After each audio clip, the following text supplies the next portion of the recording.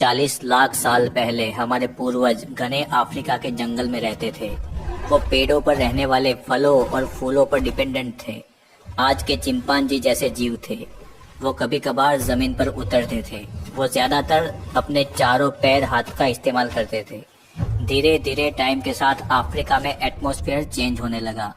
पृथ्वी ठंडी और सूखी होती गई।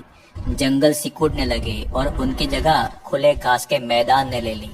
अब इन बंदरों के पास दो ही रास्ते थे, या तो सिकुड़ते हुए जंगल में ही रहे जो बहुत छोटे हो चुके थे, या फिर इन विशाल खतरनाक खुले मैदान में उतरकर खाने पीने की तलाश करे।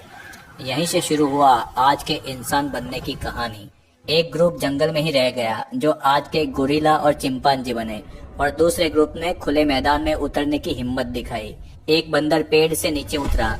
खुले मैदान में बड़े बड़े घास के अंदर चार पैरों पर झुककर चलने से घास के पार कुछ नजर ही नहीं आता था।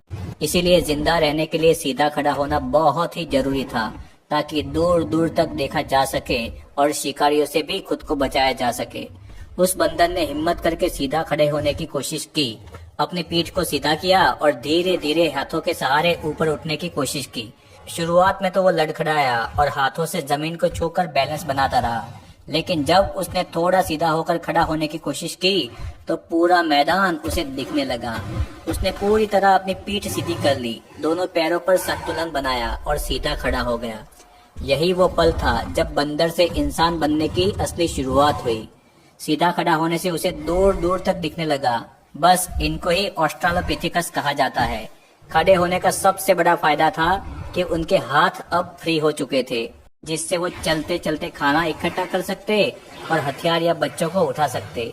इस एबिलिटी के कारण दिमाग के डेवलपमेंट की शुरुआत हुई। गर्म मैदान में जब वो सीधे चलते तो सूरज की धूप भी पूरे शरीर पर नहीं पड़ती थी, जिससे एनर्जी बहुत बचती थी।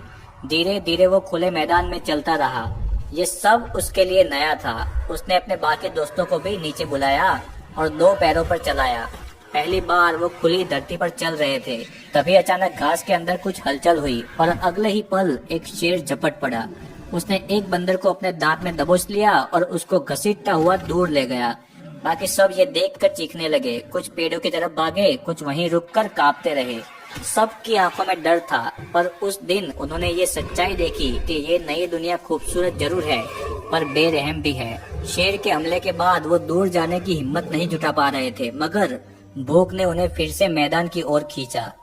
एक दिन उन्होंने देखा घास के बीच में गिद्धों का एक झुंड मंडरा रहा है। जब करीब जाकर देखा तो एक बहुत बड़ा हिरन था, जिसका शेरों ने शिकार कर कर खाया था।